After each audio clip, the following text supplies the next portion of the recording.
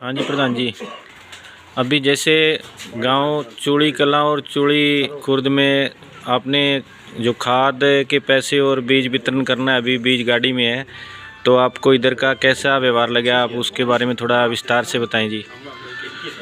देखो, बीके जो खेती बचाओ जो हमेशा ये सोचती है कि हमारे ज़रूरतमंद किसानों के साथ मुश्किल टाइम में खड़े होना चाहिए, तो उसी सिलसिले में अपनी जो भी उनकी समर्थ है उस हिसाब से हम आज गांव चूड़ी कलां और चूड़ी खुर्द में आए। और जहां पर जो हमने यहाँ के मौजूद लोगों को कुछ ज़रूरतमंद लोगों की लिस्ट देने के लिए कहा, उन्होंने हमें दोनों गांव की एक एक लिस्ट दी। उसी लिस्ट के हिसाब से हम बीज वगैरह लेके आए यहाँ पर। और जो डीएपी है, क्योंकि डीएपी खुली दुकानों पर नहीं मिल रही है, तो अपनी अपनी सोसाइटी वगैरह से जहाँ से भी मिलेगी वहाँ से ले लेंगे। हमने उसकी पेमेंट कर दी है और बीज का हम जो है वो साथ में लेके आए हैं। उसका वितरण हम बीज थैले के हिसाब से वो जितना भी होगा वो करेंगे।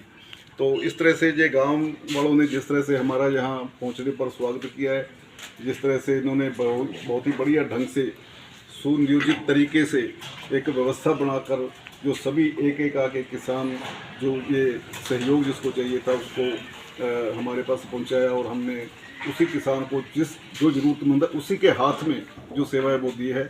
हम यहाँ किसी एक आदमी को या दो आदमियों को दे के ये सेवा नहीं जा रहे हैं, तो जिस किसान को ज़रूरत है उसी किसान के हाथ में जो ये सेवा पहुँची है, इसके लिए मैं दोनों गांव चूड़ी खुर्द और चूड़ी कलां समस्त ग्रामवासियों का तहे दिल से धन्यवाद करता हूँ। और सच्चे पातशाह वाहिगुरु परमात्मा श्री राम जी, चलो जो भी है, जो भी भगवान से मैं यही प्रार्थना करता हूँ कि आगे से ऐसी आपदा इस गांव पर ना आए, यह गांव हमेशा चढ़ती कला में रहे। और जो किसानी संघर्ष में ज़रूरत होती है तो उसमें भी गांव जो है बढ़ चढ़ कर हिस्सा ले। और अच्छाई बुराई जो हम पहले बैठे थे तो कई हमारे वरिष्ठ साथी यहाँ पर कुछ ऐसी चर्चाएं कर रहे थे कि किसान यूनियनें जो है वो गलत रास्ते पर निकली हैं। तो मेरे को लगता है कि वो भी हमारे किसानों को खुद ही देखना होगा कि हम किस रास्ते पर चल रहे हैं और वो रास्ता सही है या गलत है। कई लोगों को सरकारों ने भी अपने हाथ में ले लिया है, पटा डाल दिया उनके गले में, और वो अपने हिसाब से भी उनको चला रहे हैं।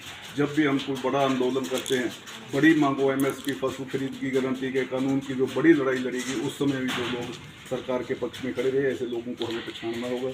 और हमारे किसान परिवारों को बड़ा एक परिवार बनाना हुआ। ऐसा नहीं है कि बटुई के इस साइड में अगर किसी किसान की समस्या है तो वो हमारी नहीं है, या रतिया की पल्ली साइड की कोई समस्या है वो आपकी नहीं है। हमें एक दूसरे के दुख दर्द में इसी तरह से खड़े होना होगा। आप सभी ग्रामवासियों का, दोनों ग्राम के जो भी हमारे बहुत ही आदरणीय लोग किसान भाई यहाँ पर पहुँचे, सबका बहुत बहुत धन्यवाद।